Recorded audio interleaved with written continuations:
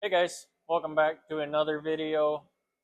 Today, the video is not really going to be related too much to lawn care and all that, landscaping and all of that, but something that here a couple years ago, I was doing quite a bit of research and couldn't really find anything that I was looking for or that helped me make my decision one way or the other.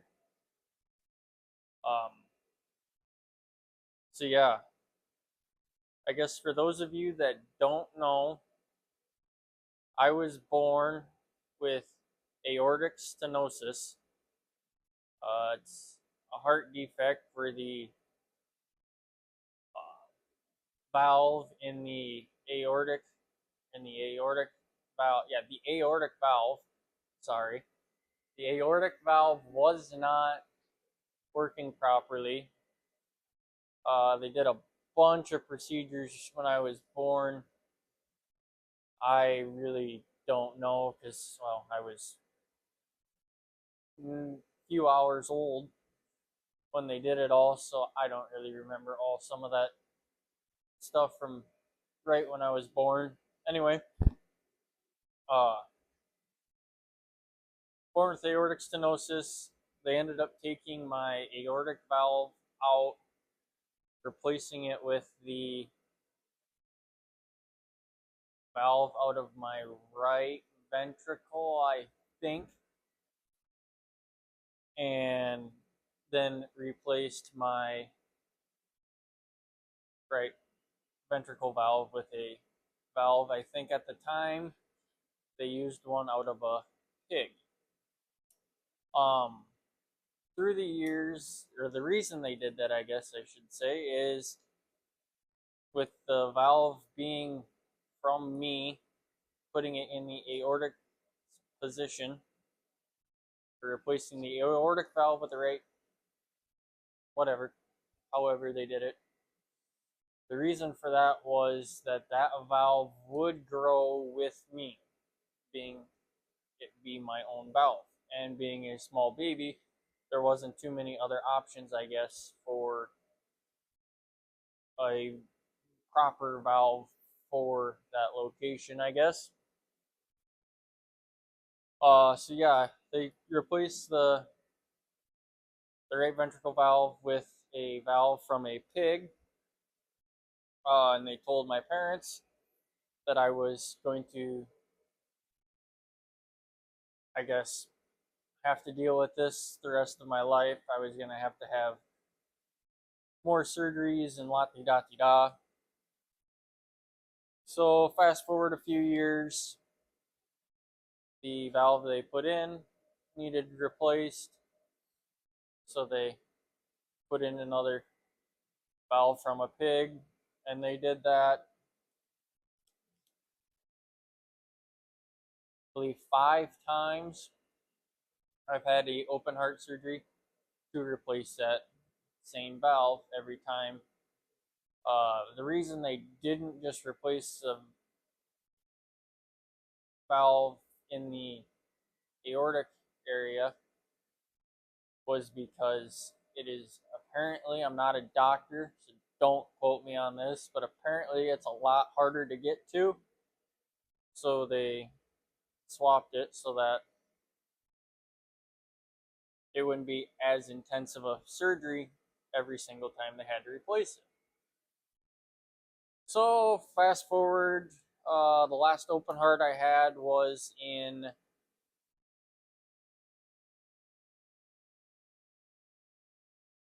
either 2014 or 2015, and that valve lasted roughly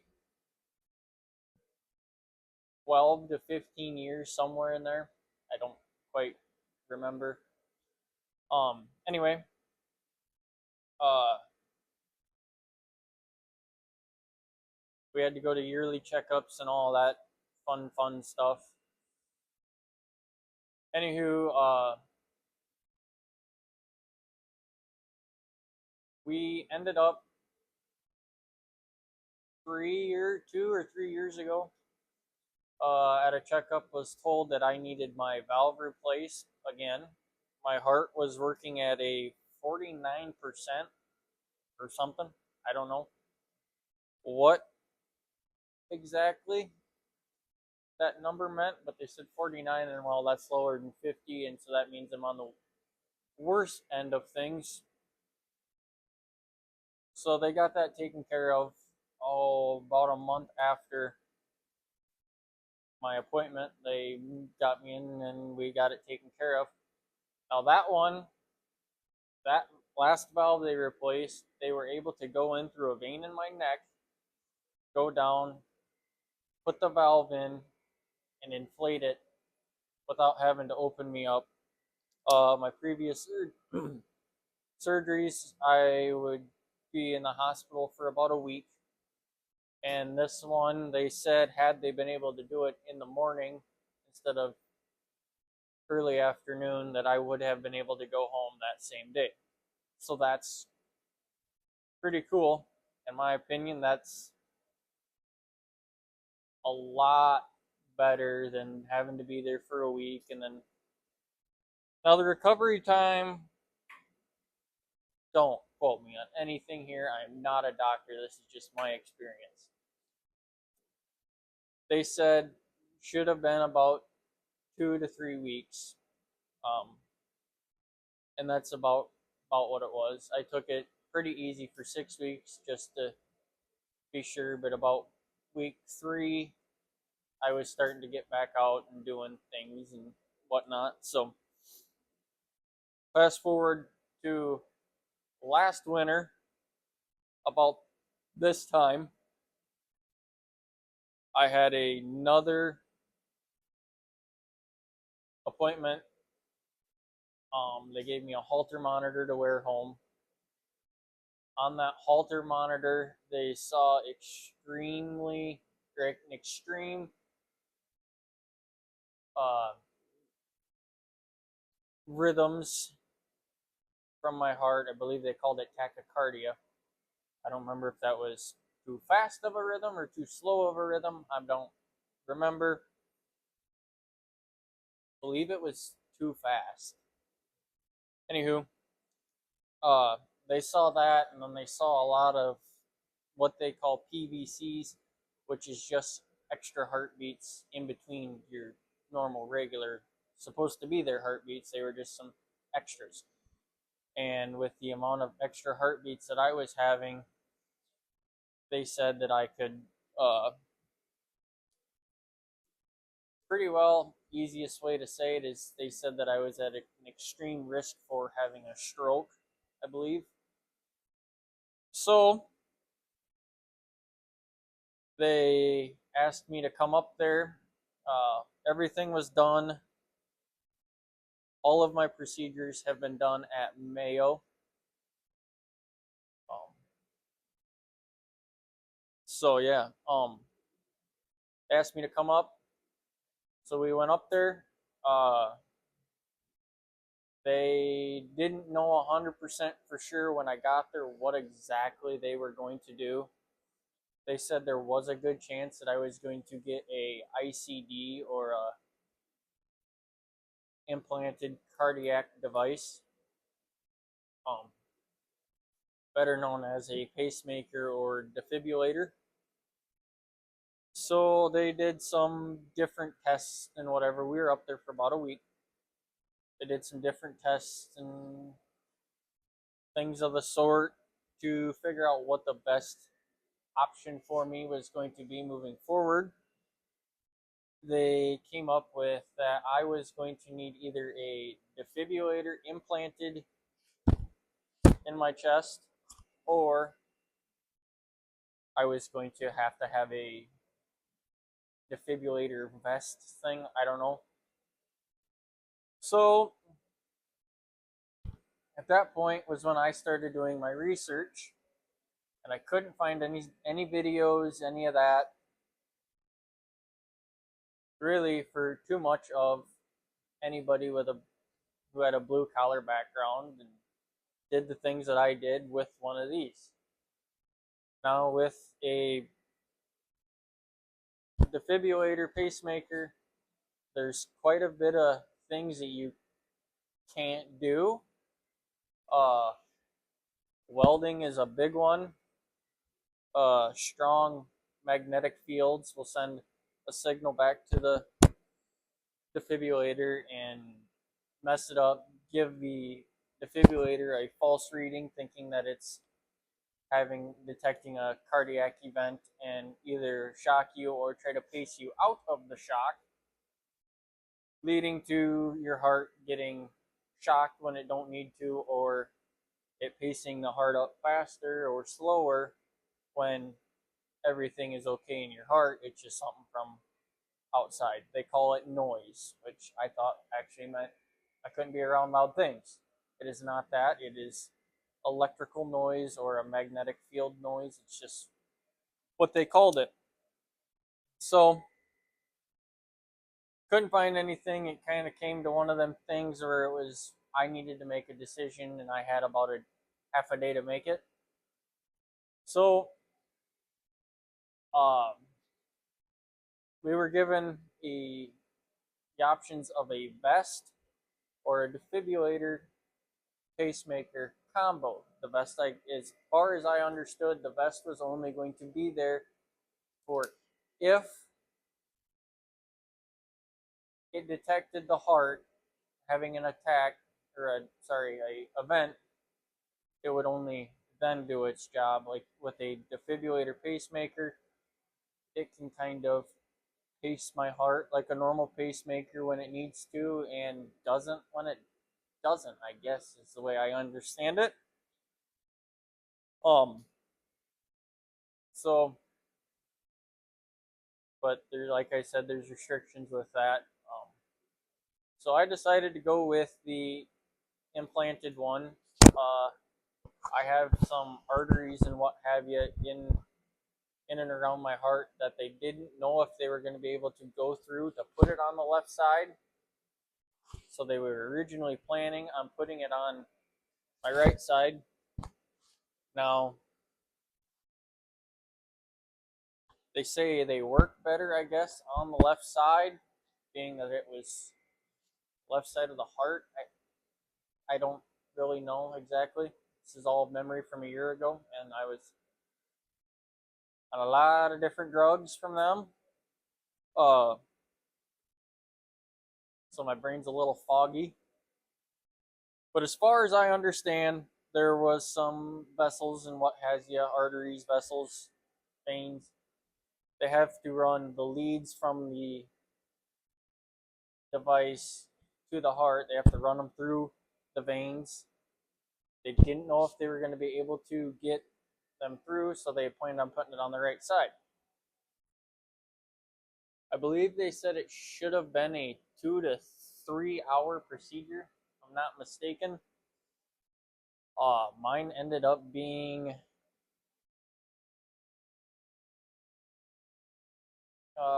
let's see, 6 to 10 hours, somewhere in there.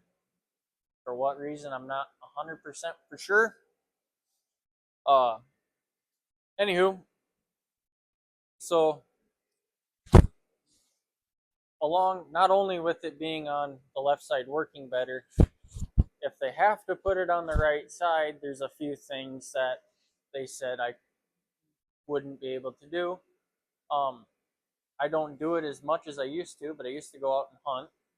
And they said on the right side, that we would either have to learn how to do it all with the left shoulder, or I just wasn't going to be able to do it at all with the butt resting on your shoulder. So I asked if they could, if at all possible, put it on the left side in case I ever do want to do that again. Another thing they said I wasn't going to be able to do was be to weld.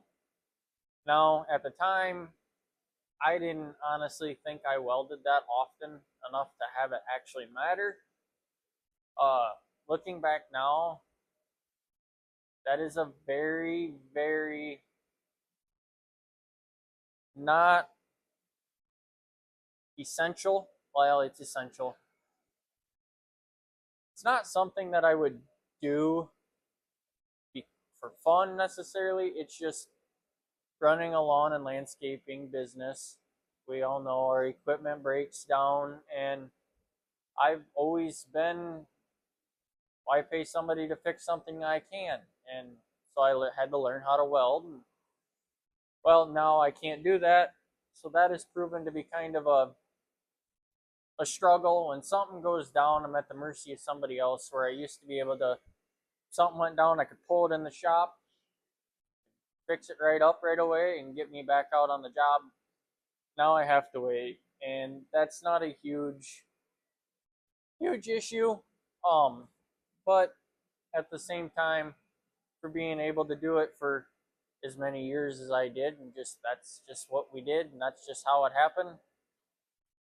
It's proven to be kind of something that I've just needed to get used to, and I will be 100% honest with you. It is something that every time it happens, I do get pretty angry about it. It bothers me, but I guess being mad that I can't weld is better than being dead. So, um, yeah. So they put the device in, and it was like night and day difference. I felt 100 times better. I Yeah, night and day difference. I felt way better. Obviously, if I go out and I'm playing patio block, or I don't know, digging, real hand digging trenches or whatever it might be,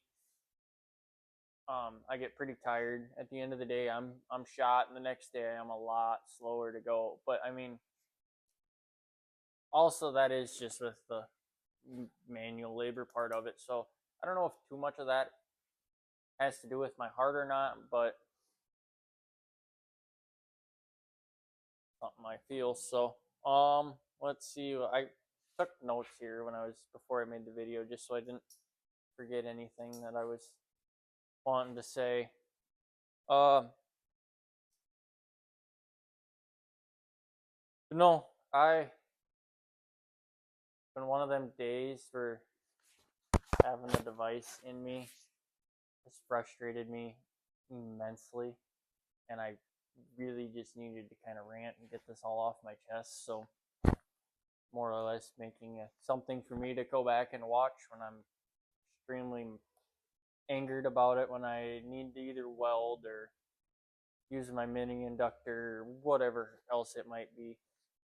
So just kind of, there's a lot of positives with having the device. Obviously more positives than negatives, but with the way I've lived the last 18 years, kind of just a change of life that I wasn't planning on doing or wanted to do necessarily, but more or less something that I had to do. And it was one day I can do everything, and the next day you can't, type of thing. So, but no, I wanted to put this out there for anybody in the blue collar space that is trying to, in this situation, trying to make their decision what, if they want the vest or if they want the implant. I don't know a lot about the vest because I don't have it, so I didn't really look into it too much, other than the obvious: you have to wear a vest all day.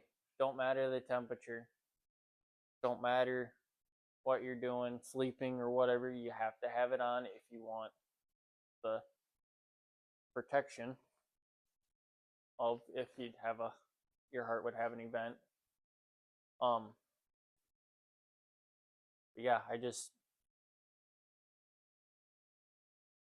kind of figured that somebody out there might get some value out of this, and if nothing else, it gives you a little bit more of my story, help you kind of understand why I do some things the way I do it and why I don't do them the way I do it.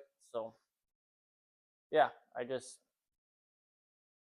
figured it'd be a video out there that somebody gains some knowledge out of, or get some thought that they may not have thought. So I guess with that, I suppose that we will end this video. Hoping to do one, maybe even just film it yet tonight, another talking video. There's not much content right now. It's actually 37 degrees out right now, and it's January 15th, 10th, somewhere in there. And well, normally there's snow, or there should be snow up here in Iowa. So yeah, a lot of just some shop work been going on right now. Nothing too exciting. So content's been a little slow. Haven't really even had to do too many salt runs lately. So yeah, with all that being said, thanks for watching. Obviously, if you don't like lawn care, landscaping, snow removal, excavation, and that type of stuff, this probably isn't the channel for you. But if you do, you're probably only watching this video because you're just watching all of my shit. So with that being said, thanks for watching. Make sure to like and subscribe, and I'll see you on the next one. Have a good one.